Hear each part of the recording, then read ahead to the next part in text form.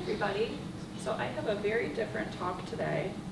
I'm going to tell you about a new award that we have from the Department of Education related to graduate program training. And it's not the first award of this type on the campus, but it's the first. Here we go. Thanks, Ginger. So I'm going to tell you today about a different type of thing, which is an award that my department, Chemical and Biomolecular Engineering, got to support our graduate program. And it's from the Department of Education. And it's not the first award of this type on the campus, but there hasn't been one in STEM fields in quite a few years. So that's really exciting. And so I'll talk kind of a little bit just about the program in general. We're just getting it started. So I can't tell you about outcomes or anything like that. So I have very few slides, and I'm happy to take questions at the end. All right, so to get started, so I am the person that they had to list at the top of the proposal because they needed somebody, so my name's at the top. But actually this proposal to run this program was put together by a lot of my colleagues. It was truly a team effort. We worked on this in February 2021. And I wanted to point out a few special people. Merlin Bruning actually helped a ton with writing the proposal, preparing beautiful figures, some of which you'll see. And the other three individuals in the box, Professor Bill Phillip, Roland Guo, and Yamil Cologne, are together with me the committee that helps execute the program in our department. So they're responsible for some of the management aspects. All right, so this is a program that's funded by the U.S. Department of Education, along with Department of Education funding, you have to have internal support. So I just wanted to point out that we're also receiving support from the College of Engineering and the graduate school, and we're very thankful for that financial support. And so through the Department of Education, this program is known as the Graduate Assistance in Areas of National Need program, which is the GAN. And the program description and types of projects, I literally copied and pasted off of their website, took a snapshot this morning, because this really sums up exactly what the Department of Education cares about with respect to this program. And then that's the criteria they use to choose who gets funded.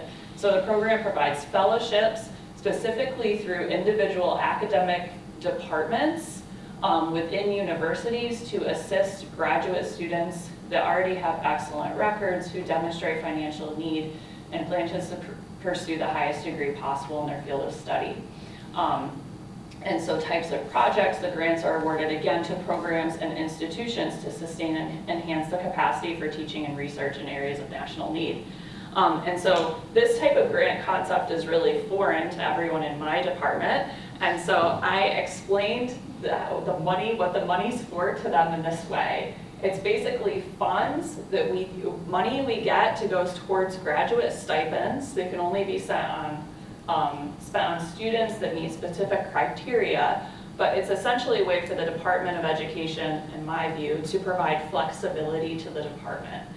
So we receive this funding to support the students, and it's not dictated by the Department of Ed, the very specific research that student must do.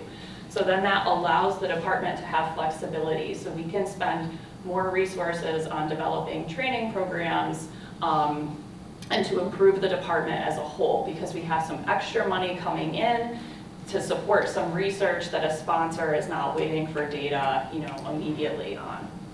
So that's really how it helps us. And so from the solicitation, so I'll just describe kind of like what the Department of Ed is looking for, because I think there probably are a few people in the audience who's interested. So their solicitations are spectacular and very different than anything else I've already seen.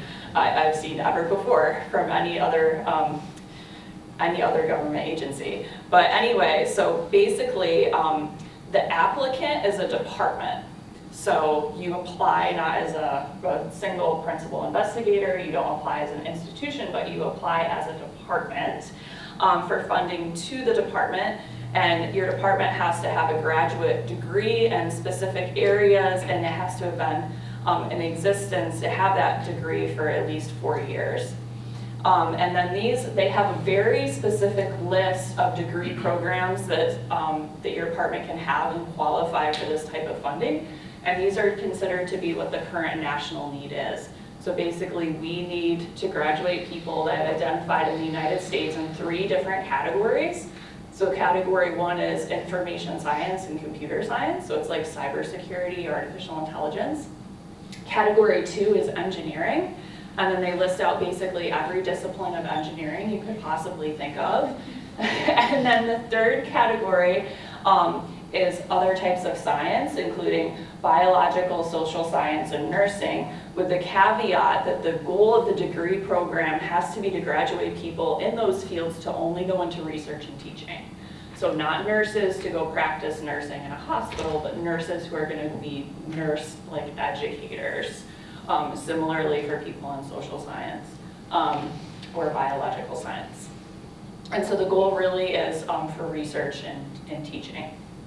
And what's interesting about this program is that all proposals are reviewed by a very, very stringent set of criteria, which is different than how a lot of other federal agencies review proposals, which may seem more subjective, you might say. So the Department of Education, nominally on paper, uses a very objective rubric-based approach. And so every proposal has to address all of the different items shown there, and then you're rated on a points basis. So it's just a little bit about the program. And so the proposal that we put together that was selected for funding has 4 main objectives listed in the proposal. So we aim to recruit a diverse set of talented graduate students. And our proposal theme was in the area of developing materials for sustainable technologies.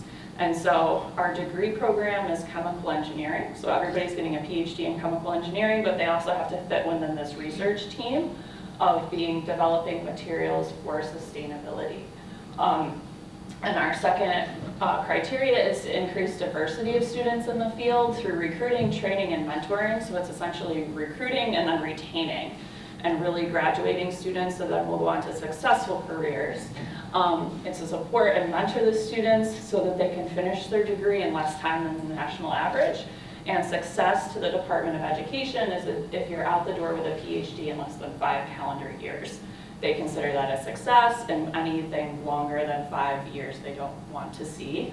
And that in the end, the students that we graduate will go on to careers in teaching and research, and so then we have to adequately provide training towards those specific careers. And what's kind of interesting about this grant is these program objectives for any successful proposal will be exactly the same. The only part that would be different is that our proposal is specifically for developing sustainable technologies. But if you flipped out those words for another set of words, you can imagine like any other engineering department could essentially produce a similar type of proposal. And so how do we actually aim to do it? As through a lot of different things. And so I have to admit that we're able to put this proposal together because we already have such great resources available on the campus in terms of programming and things that are going on. And then additional to leveraging existing support structures for our students and mentoring, we're also putting together a few additional new things. And so the graduate students who are part of this program will receive mentoring in 3 different main areas. So the research one is obvious. So along with their primary thesis advisor, they'll have a thesis committee. What's unique about the program is that all of the students will also meet with the fellowship committee on a very regular basis throughout the year, as well as me as the program director. So I meet with all of the students 3 times a year. They meet with the committee another 3 times a year. So like every other month, they're checking in with someone other than their primary thesis advisor to see how things are going and all the different things that are involved with class, research, teaching, etc. We also Yeah, we're also encouraging them to be involved with their peers and the research environment through activities like this, hopefully more in the future. And also to be engaged in eventually in their career mentoring undergraduate researchers as they become more senior graduate students. With regards to teaching, my department had already required 4 semesters of a graduate student to serve as a teaching assistant during their graduate study. And that was, beforehand, that was, or currently, as it stands, those 4 semesters would be their first 4 semesters of graduate study, so during the first 4 semesters that they're here. So what we're looking to do with this program is to extend that out a little bit, so to move some of the 4 semesters into the 3rd year, and we're also giving the fellows more support. So we're encouraging them, or dictating in some cases, making it easier for them to attend certain CANIB Center workshops on teaching, so they really get the training necessary to perform some of their teaching assistantship duties, as well as their last semester as a teaching assistant at minimum will be a more advanced teaching opportunity where they participate in development of lectures, actually deliver lecture content, as well as prepare assessments on their own. Okay. Yep, and then as far as career development, there's 2 main things. One of them we have not started yet, and one we have. So the big thing that I haven't got together yet is we're going to be assigning all students a non-academic mentor. So a mentor from industry or a government lab, someone that they can check in with as they advance in their career for those types of questions that maybe their advisor or the thesis committee is not well poised to help with, and just so they have another person. And then peer interactions. So it's not specifically dictated on here, but we proposed a peer mentor program, which we've just started to get off the ground in chemical engineering. And so this is a program specifically for first-year graduate students. It's a peer group program. So what it looks like is we have the graduate students, all the first-year graduate students broken up into small to medium group sizes. There are about 6 students per group, and they're diverse groups. So the students in those groups are from different parts of the country or internationally. They're diverse in terms of gender, in terms of race and ethnicity, in terms of perhaps background discipline, whether they were chemical engineering or not coming in, as well as the research discipline that they've now chosen in our department. So for example, in my department, we have some folks that work in computation and they live in a certain building on campus. We have other folks that are experimental, they're located elsewhere on campus. So these groups are very diverse across multiple aspects, and they're led by a senior graduate student who meets with me to plan programming for the groups. And the groups meet a couple times a month to talk about various professional development topics. We have like a theme for each month. So for example, February was about teaching and being a teaching assistant. The theme next month is going to be about professional societies and going to conferences, how you plan out what conferences to go to, how you get funding for doing that, what are the benefits of being involved in professional societies and what that looks like as a graduate student moving forward in your career. Things like that maybe they wouldn't get in a normal classroom, but will help them as they kind of launch or move more into like research type graduate education. All right. And then, yeah, professional development. So we aim through the various networking or through the various mentoring aspects of the program as well as to small changes that we've made to the assessment structure in our graduate program to help move the students through as well as aid in their professional development skills across a number of areas that we hope will help them when they transition into careers. And so this just gives you a timeline just for the faculty and staff in the audience. So this type of award is for 3 years. So you make a commitment to the Department of Education that you will put in the effort to recruit students before the award begins, and then that you will then support them after the award ends. And then there's some contingencies in the middle about how the funding has to be spent. Yes, and so we are committed to supporting the students during the period of the grant, as well as providing them with support for their projects after the grant ends, as well as additional assistance like extra funds to go to conferences, their third and fourth year of study, things like that. And we have a plan for when different portions of training will be added that are a little maybe perhaps outside of the box, or maybe weren't advertised as heavily before, but we're kind of encourage all the fellows to follow a certain set of extra training workshops and things. Okay, and then that feeds into our program timeline. I think one of the reasons we were chosen for the award is we already had a very well-developed program timeline in our department that supported some of the additional activities that we were gonna and then augment in to improve our training. And then as the final piece, you notice that none of this was really related to the theme of the program, which is materials for sustainability. But there is a small piece in the proposal for that, which is that all of the students in the program, as well as anyone else in our department or otherwise who's interested in developing a course, and everyone will be encouraged to take that. So this is the class. It's scheduled for the fall. It's currently on the docket for, I think it's like Tuesday and Thursday, maybe at 12:30. Don't ask me for a syllabus because I haven't developed it yet. It's in my mind. But we're basically going to be looking at, it's a graduate students only course, because I'm going to have them do a project that extends off of their own research interests, their own personal research interests. But we're going to be looking at sustainability and how to assess process or material as it's being developed and consider really is this sustainable or not. So with that, I would be happy to take any questions.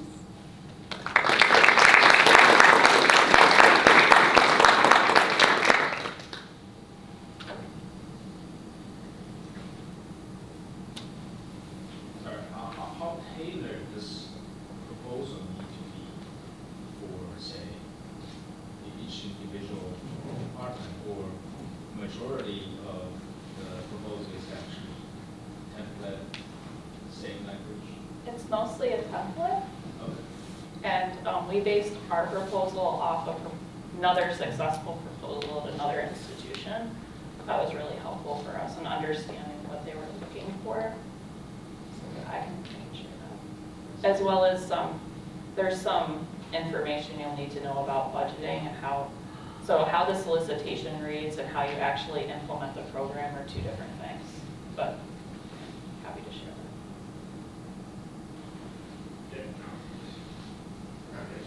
So chemistry had one of these Yeah. a few years back. Yeah. And I always found it peculiar that it kind of like disappeared, right? And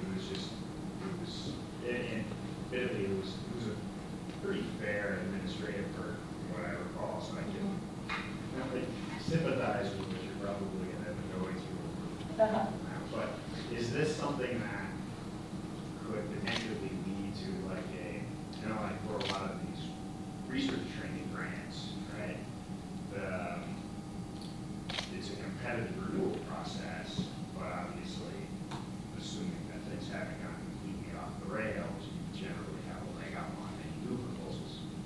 Is this a similar situation with the GAN program? I think it may be, because as I've talked to people that currently have the GAN, a lot of them have had it for many years. Okay. And there's also some language that if you meet specific targets, that you're eligible for certain renewals or whatever. So we're trying to figure out exactly what that looks like. But it does have a very high administrative burden.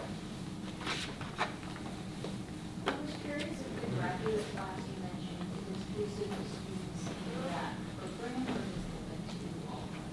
I think it's open, but after I get the syllabus better nailed down, I think I'd be able to talk with you about whether it would be a good fit for you or not.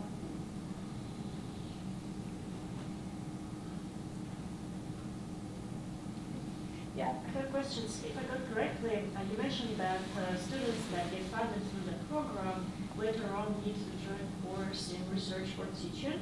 Is it somehow something that will be enforced, or what if the student will teach the money to like get another Yeah, offer? it's an interesting question. So actually, kind of what's requested by the program is that you kind of like vet students ahead of time. Like, there's nothing I can do to guarantee what you are going to choose as a career, right?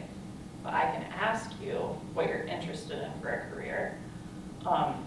So that's what I'm required to do, but they do collect data. So we're required to put together surveys and have our students, after they graduate, respond to the survey and then report that data to the Department of Education. So they use that to decide whether you're successful or not. No pressure at all. So how does that work? So Jim, how does that work if your grant's only for 3 years, but the typical PhD is 4 or 5 years? You better have funding for that project. Yeah, or maybe you put the student like on an NSF project, even though they're not paid by the NSF, but in a few years you'll use the money. You know? But I meant just like for them counting metrics. So like if you're good, if it's a competitive renewal, Yes. at the end of year 3, you even graduated. Any student, probably okay. haven't yet, but So, right, exactly. So what we did was,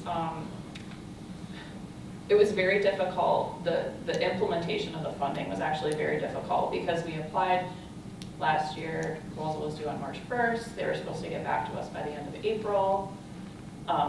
So we would know for the students coming, the money was available. They didn't do that.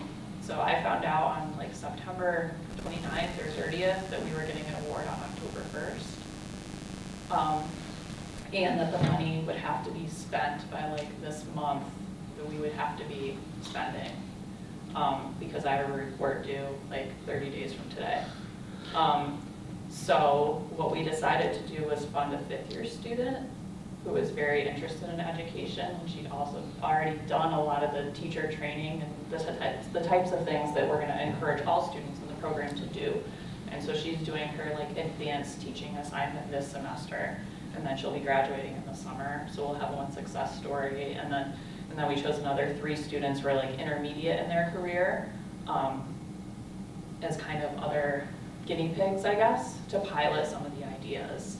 And then we've added 1st-year students onto the program. So they'll have a different experience than the more senior students, but we'll have an opportunity at least to try out some things before we have a whole cohort of people going through it. Yeah, and it will help us with reporting. So masters is a possibility with this program. Master's is a possibility with this program only if it's the terminal degree in the field.